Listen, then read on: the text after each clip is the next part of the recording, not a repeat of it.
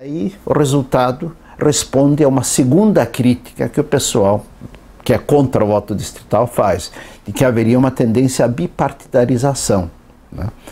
Eles afirmam isso com base em experiências que, no fundo, já existe uma bipartidarização com, no máximo, um ou dois partidos menores, tá? E geralmente em sistemas parlamentares, em que você acaba os partidos menores, ao exemplo do que acontece na Inglaterra, né? O Partido Liberal Democrata, ele não elege o número de cadeiras suficientes, muitas vezes, tá? Pelo que ele tem de voto, tá? Porque ele não é o primeiro colocado, tá? Mas ele acaba compondo no governo. O que acontece hoje? Hoje o governo, tá? Lá é uma coalizão em que entram os liberais democratas, ocupam cadeiras e conseguiram impor partes programáticas do programa deles. É o que acontece na França, é o que acontece na Alemanha, né? O caso dos Estados Unidos, então, é o mais particular de todos, né? Eles já nasceram com uma divisão em dois partidos, né? Não é que houve um processo político que levou à redução a dois partidos.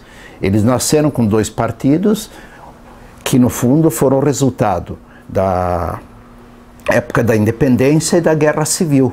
Então você tem um partido que domina o norte mais desenvolvido, geralmente, e as áreas mais industrializadas do norte, que é o Partido Democrata, e uma parte da costa oeste, e o Partido Republicano, que ficou mais no sul dos Estados Unidos, tá? Nos estados onde tem uma influência religiosa conservadora mais forte, né?